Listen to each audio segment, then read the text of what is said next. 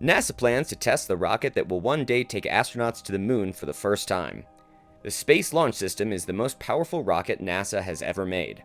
It will send an astronaut capsule in the shape of a gumdrop into space.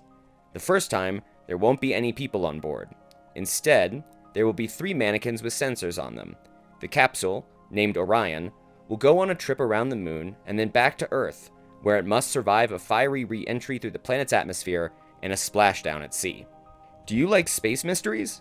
Want to learn more about what the cosmos might be hiding? Tune in for more videos by clicking that subscribe button and hit the bell to get notified of our brand new updates. The test run is the first of a series of missions to the moon, each one more complicated and risky than the last. The goal is to build a long-term lunar program that is different from anything that has been done before. NASA wants to try and land on the moon for the first time since the Apollo missions in 2025. You wouldn't be blamed if you didn't know any of this was going on. Most Americans probably don't know that NASA has such big plans for the moon, or that the rocket that was made for the job has a name. NASA officials sometimes use the name Mega Moon Rocket instead of Space Launch System, which might be a catchier name. Even the program's more interesting name, Artemis, which comes from the Greek myth of Apollo's sister, is not yet a common word. You might think, but NASA went to the moon more than 50 years ago. What will it do this time there? The agency has big plans for the next part of America's life on the moon, even bigger than what Apollo did. It doesn't just want to reenact Neil Armstrong's famous first footsteps with a new group of people, though it will do that. It also wants to reach for new firsts, like a space station in orbit around the moon, or maybe even a base on the surface. The Artemis program is a hard and complicated task that is full of risks and unknowns. As NASA tries to do better than it has in the past, it must also find a new place for itself in a spaceflight world that has changed because of commercial rockets. But the United States is committed to this new moon future, and the first launch of the Space Launch System could capture the public's imagination and convince Americans to care or at least pay attention. The first Apollo missions landed near the moon's equator, where the light was better and the plains were flatter. This was because NASA's goal at the time was to safely land people on the moon's surface. Later missions stayed close to the equator, but they landed in places with more mountains and different terrain to study. By Apollo 17, the 6th and last lunar landing, TV ratings showed that the American public was less interested in the program. The networks cut in for the big L moments: launch, liftoff, and landing, but, as the New York Times TV critic wrote in 1972, pictures of barren moonscapes and floating astronauts quickly became ordinary and even boring, no matter how good the technical quality. The space race was over by then. John Logsdon, a longtime space historian and the founder of the Space Policy Institute at George Washington University, said, "Once the race was won, there was no reason to keep going. The first successful landing had created enough momentum and equipment for several more," he said. President Richard Nixon told NASA to focus on building a fleet of space shuttles for Earth orbit. Before George W. Bush in 2004, no president really pushed for a return to the moon. NASA's current plans for the next 10 years of space travel are as follows. This month, the Space Launch System will take off, and the Orion capsule will then do well. Next year, astronauts will do the same trip as Apollo 8 astronauts did in 1968. They will loop around the moon. In the year 2025, another mission would land. About once a year, the Space Launch System would take off.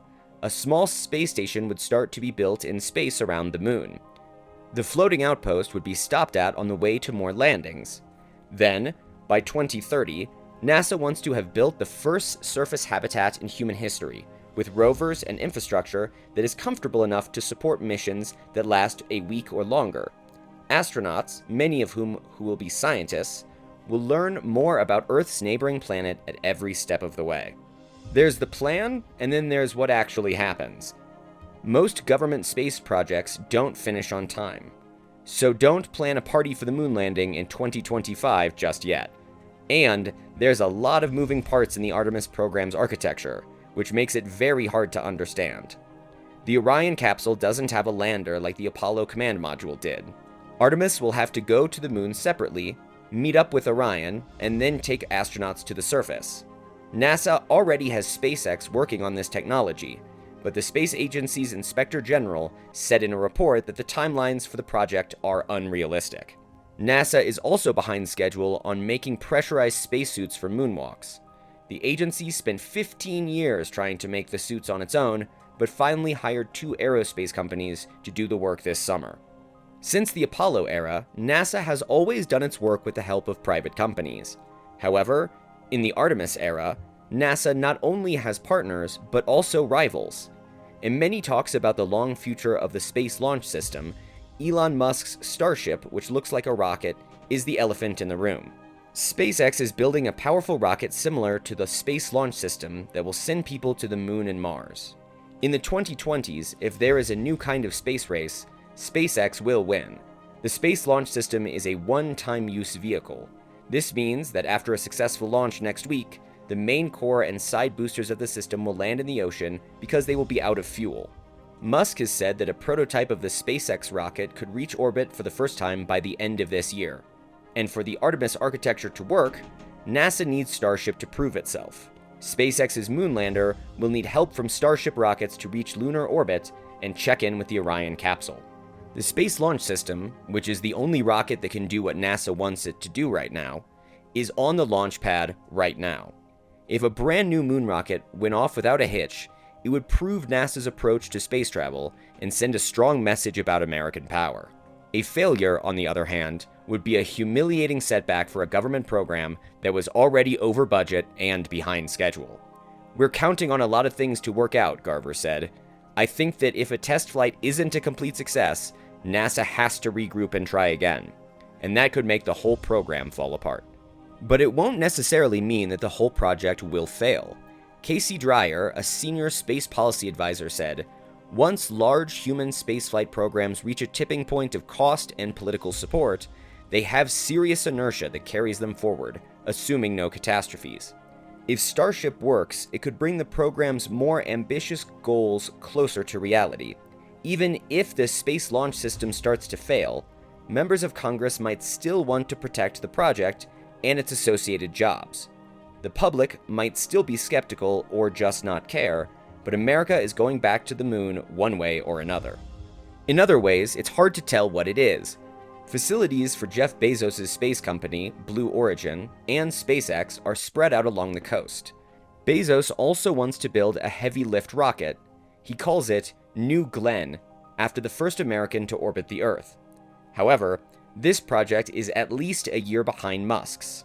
Blue Origin also tried to get the lucrative contract to build a lander on the moon, but SpaceX won. Entrepreneurs in space have brought their billionaire-sized problems into space exploration, which makes people wonder who space is for and why we bother to get there at all, let alone dream of building space stations or temporary homes in harsh places that aren't good for humans. I think the most convincing argument is that we're human, and that's at least what some humans do, said Logsdon, who watched the launch of Apollo 11 in 1969. I think there's a desire to find out what's out there and, in a way, broaden what humans can do. NASA will get a lot of attention when the rocket takes off on Monday, and when astronauts may be sitting on top of it in a few years. This time, maybe the program won't end after a few moon landings like Apollo did. Maybe, like the TV critic said in 1972, people in the future will get tired of hearing from the moon all the time. We are still a long way from that future, and even further from the future where astronauts may one day drink water from the ancient moon volcanoes, according to recent research on Earth. Even less likely is that astronauts will drink anything on Mars, which NASA also wants to study. But the hope for a future beyond Earth is starting to become more and more possible. That's it for today. We hoped you enjoyed today's video. Make sure to give us a like and subscribe to our channel if you enjoy learning more about space. See you soon on a brand new update.